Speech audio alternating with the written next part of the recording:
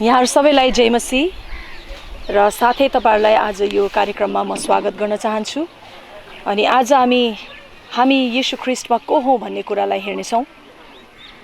र यसको निम्ति हाम्रो ओठको स्वीकार धेरै आवश्यक हुन्छ। हामीले स्वीकारेरै भन्नुपर्ने हुन्छ कि हामी ख्रीष्टमा को हौं भन्ने कुरा। आज धेरै मानिसहरूले वास्ता नगरेको कुरा चाहिँ हाम्रो ओठको स्वीकार हो। अर्थात यसलाई चाहिँ एउटा आत्मिकी व्यवस्था पनि हामी भन्न सक्छौं, जुन व्यवस्था परमेश्वरले राखिदिनु भएको छ।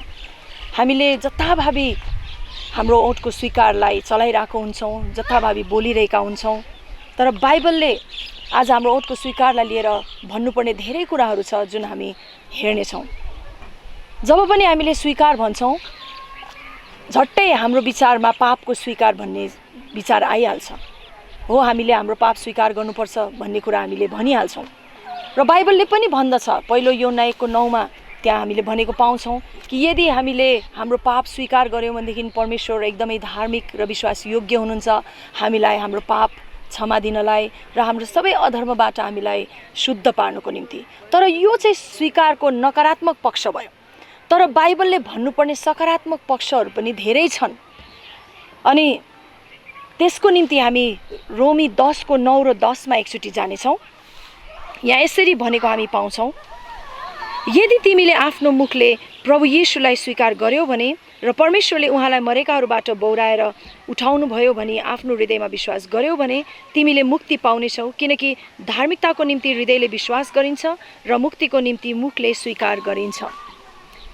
र यो चाहिँ पापको स्वीकारको कुरा गरेको होइन। यहाँ चाहिँ ख्रीष्ट येशूलाई स्वीकार गर्ने कुरा गरिएको छ।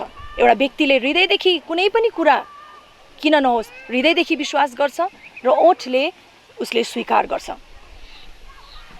र हितोपदेश 6:2 मा पनि यसरी लेखेको छ। म एकचोटि त्यो पनि पढेर तपाईहरुको माझमा राख्न चाहन्छु। हितोपदेश 6:2 मा यसरी भनेको छ, तिमी आफ्नै मुखका वचनहरूद्वारा फसेका छौ, तिमी आफ्नै मुखका वचनहरूद्वारा पक्राउ परेका छौ। हाम्रो ओठको स्वीकारले नै हामी फस्छौं भन्ने कुरा हितोपदेश 6:2 ले बताएको छ। र येशू ख्रीष्ट स्वयंले पनि यो कुरालाई अझै जोड दिएर भनेको हामी मर्कुस 11:23 मा हामी पाउँदछौं। हामीले जे बोल्छौं त्यो हाम्रो स्वीकार हो र हामीले जे स्वीकार्छौं त्यसले हामीलाई शासन गरिरहेको हुन्छ। हाम्रो जीवनलाई हाम्रो स्वीकारले नै शासन गरिरहेको हुन्छ। येशू ख्रीष्ट स्वयंले पनि यो कुरा हामीलाई भन्नुभएको छ। प्रभु येशू ख्रीष्टले मर्कुस 11:23 मा यसरी भन्नुभएको छ, म तिमीहरूलाई साँचो भन्दछु, जसले यस पहाडलाई त हटेर समुद्रभित्र फ्याली भन्ने छ र आफ्नो हृदयमा शंका गर्ने छैन, तर आफूले भनेका कुराहरू पूरा हुनेछन् भनी विश्वास गर्नेछ, उसले जे भन्दछ त्यही पाउनेछ। र यसरी येशू ख्रीष्टले पनि यहाँ हाम्रो मुखको स्वीकारलाई नै लिएर बताउनु भएको हामी देख्दछौं। यी वचनहरू ख्रीष्ट येशूको वचनहरू हुन्। कुनै एउटा अजिम्मेवारी व्यक्ति, एउटा साधारण एउटा बाटोको व्यक्तिले भनेका कुराहरू होइनन्। येशू ख्रीष्ट स्वयंले भन्नुभएको हो। यदि हामीले साँचो गरी हृदयबाट विश्वास गर्छौं भनेदेखि चाहे त्यो सकारात्मक कुरा किन नहोस् र चाहे त्यो नकारात्मक कुरा किन नहोस्, यदि हामीले हृदयदेखि विश्वास गरेर हामीले मुखले स्वीकार्छौं भनेदेखि त्यो त्यस्तै नै हुनेछ, हामीले त्यही नै प्राप्त गर्नेछौं। किनकि एउटा व्यक्तिले सधैँ हृदयदेखि विश्वास गर्छ भने प्राप्त गर्नको निम्ति चाहिँ उसले मुखले स्वीकार गर्छ। विशेष गरी परमेश्वरको प्रतिज्ञाहरू स्वर्गमा हामीलाई सबै दिइएको छ। उहाँले दिनुहुने आशिषहरू पनि स्वर्गमा सबै हामीलाई दिइसकेको छ। तर ती आशिषहरू आज हाम्रो यस पृथ्वीमा अथवा व्यावहारिक रूपमा सत्य हुनु परेको छ र त्यो हुनुको निम्ति चाहिँ हाम्रो स्वीकार अति आवश्यक छ। हामी यहाँ रोमी 10:10 र साथै मर्कुस 11:23 मा दुईवटा भनाइहरू छन्, तर ती दुईवटा भनाइ भिन्दा-भिन्दै प्रकारले भनेको भए तापनि एउटै कुरा भनिएको हामी देख्दछौं। रोमी 10:10 मा भनेको छ, एउटा व्यक्तिले ओठले स्वीकार गर्छ। मर्कुस 11:23 मा भनेको छ, हामीले जे भन्छौं हामीले त्यो प्राप्त गर्नेछौं। र त्यसरी नै हिब्रू 4:14 मा पनि हामी क्रिश्चियन्सहरूलाई अथवा विश्वासीहरूलाई के भनिएको छ भन्दाखेरि यहाँ यसरी भनेको हामी पाउँदछौं कि यसकारण स्वर्गहरू भएर जानुहुने हाम्रा एक महान महापुजारी अर्थात् परमेश्वरका पुत्र येशू हुनुभएको हुनाले हामी आफ्नो अंगीकारलाई अर्थात् स्वीकारलाई बलियो गरी पक्रिराखौं। हामीलाई स्वीकार बलियो गरी पक्रिराख्नुको निम्ति भनिएको छ। स्वीकार भन्नाले कस्तो स्वीकार? ख्रीष्ट येशूमा हाम्रो जुन विश्वास छ त्यसको स्वीकार, परमेश्वर पितालाई जुन विश्वास गर्छौँ त्यसको स्वीकार, र परमेश्वरको वचनलाई हामी कति विश्वास गर्छौँ त्यसको स्वीकार। यी 3 प्रकारको स्वीकारहरू हाम्रो ओठमा सधैँ रहनुपर्छ। आज धेरै विश्वासीहरू उनीहरू इमान्दार छन् तर कमजोर छन्। तपाईँलाई थाहा छ किन हो? किनकि उनीहरूले परमेश्वरले उनीहरू को हुन् भनेर भनेको छ त्यो स्वीकार गर्न डराउँछन्, आँट गर्दैनन्। उनीहरू को हुन्, के हुन्, परमेश्वरले उनीहरूलाई के दिनुभएको छ ती स्वीकार्न उनीहरू एकदमै डराउँछन्।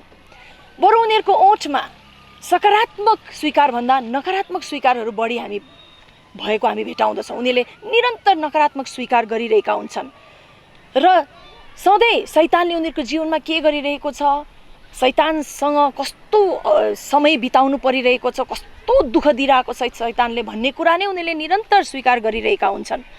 र शैतानले कसरी उनीहरूलाई रोगी बनाएर राखेको छ, कसरी उनीहरूलाई असफल बनाएर राखेको छ, कसरी बन्धनमा राखेको छ, निरन्तर साथीभाइहरू भेट्दा त्यही कुरा नै गरिरहेको हामी पाउँदछौँ। तर जबसम्म हामी त्यसरी नकारात्मक स्वीकार गर्छौँ, प्रभु येशू ख्रीष्टको भनाइअनुसार चाहिँ हामीले त्यही नै पाउँछौँ। किनकि तैँले जे भन्छस् त्यो पाउनेछस् भनेर उहाँले भन्नुभएको छ। र साथसाथै हामीले यतातिर हेर्ने हो भनेदेखि त्यस प्रकारका स्वीकारहरू चाहिँ खासै परमेश्वर चाहिँ एउटा चुक्नु भएको व्यक्ति हो, असफल असमर्थ व्यक्ति हुनुहुन्छ भन्ने प्रकारको एउटा नजानिकन हामीले घोषणा गरेको कुरा पनि बुझिन्छ। तर उहाँ असफल व्यक्ति हुनुहुन्न, उहाँ हारेको व्यक्ति हुनुहुन्न।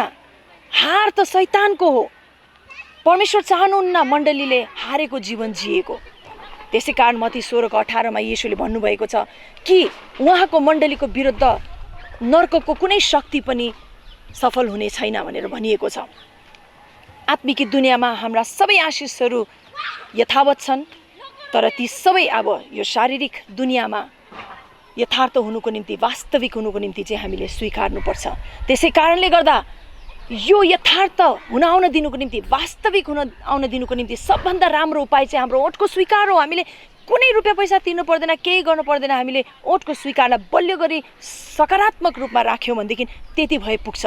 त्यसकारण म तपाईँहरूलाई एउटा सल्लाह दिन चाहन्छु र हामी केही दिनसम्म परमेश्वरका ती प्रतिज्ञाहरू पनि हेर्नेछौँ र त्यसलाई हामीले कसरी स्वीकार बनाएर हाम्रो जीवनमा प्रयोग गर्नुपर्छ त्यो पनि हामी हेर्नेछौँ। तर अहिले म तपाईँहरूलाई एउटा सुझाव दिन चाहन्छु।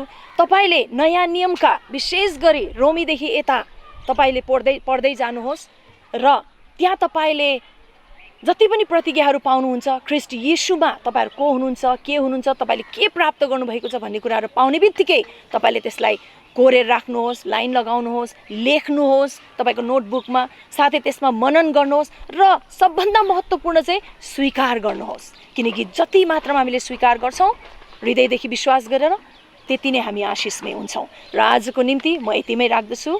तपाईँहरूलाई धेरै धेरै धन्यवाद छ र साथै जय मसीह।